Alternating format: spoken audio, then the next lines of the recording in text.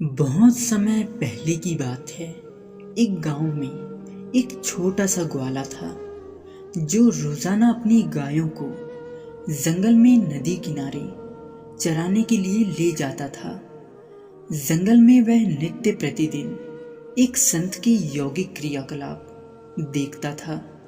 वो संत अपनी आंखें और नाक बंद करके कुछ यौगिक क्रियाएं किया करता था। एक दिन की बात है, उस छोटे से ग्वाले को रहा नहीं गया। उसने उत्सुकता पूर्वक उसने संत से यौगिक क्रियाओं के बारे में पूछ लिया।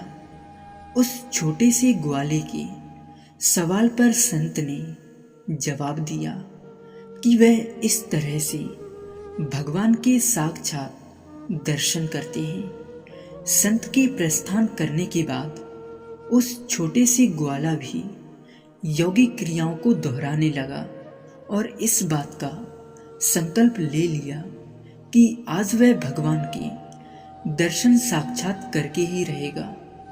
ग्वाले ने अपनी दोनों आंखें बंद कर ली और नाक को जोरों से दबा लिया। श्वास प्रवाह बंद होने से उसके प्राण निकलने की नौबत आ गई। उधर कैलाश पर्वत पर शंकर जी का आसन डोलने लगा। शंकर जी ने देखा कि एक छोटा सा ग्वाला ईश्वर का साक्षात दर्शन करने के लिए कठोर तप कर रहा है।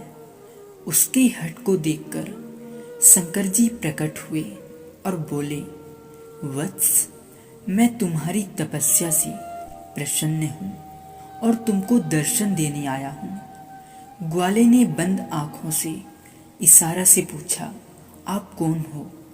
शंकर जी ने कहा, मैं वही भगवान हूँ जिसके लिए तुम इतना कठोर तप कर रहे हो।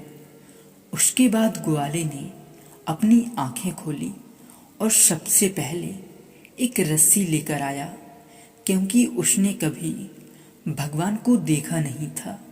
इसलिए उसके सामने पहचान का संकट खड़ा हो गया। उसने भगवान को पेड़ के साथ रस्सी से बांध दिया और साधु को बुलाने के लिए भाग कर गया। उसके बाद संत तुरंत उसकी बातों पर यकीन करते हुए दौड़ते हुए आए, लेकिन संत को कहीं पर भी भगवान नजर नहीं आए। उसके बाद संत ने उस छोटे से ग्वाले से कहा, मुझे तो कहीं पर भी भगवान दिखाई नहीं दे रहा है, तुम झूठ बोल रहे हो।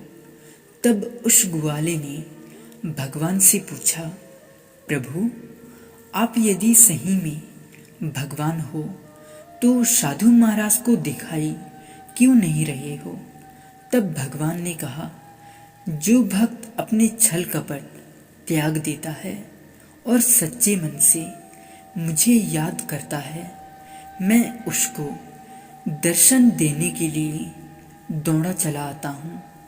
तुमने निश्चल मन से मेरी आराधना की है, यहाँ तक कि अपने प्राण दांव पर लगा दिया और मेरे दर्शन का दृढ़ संकल्प लिया।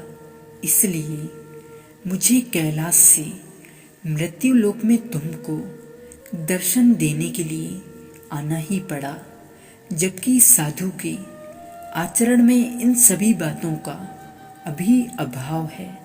वह रोजाना के क्रियाकलाप करता है, लेकिन उसके मन में अभी भी भटकाव है। इसलिए मैं तुमको तो दिखाई दे रहा हूँ, लेकिन संत को नहीं। देखा दोस्तों, इस छोटी सी कहानी से हमें ये सीख मिलती है, मन की निर्मलता ही ईश्वर तक पहुंचने का मार्ग है। आप लोगों को यह कहानी कैसे लगी, प्लीज़ कमेंट में ज़रूर बताइए। और ऐसे ही प्रेरणादायक कहानी सुनने के लिए हमारे इस YouTube चैनल को सब्सक्राइब जरूर कीजिए। राधे राधे।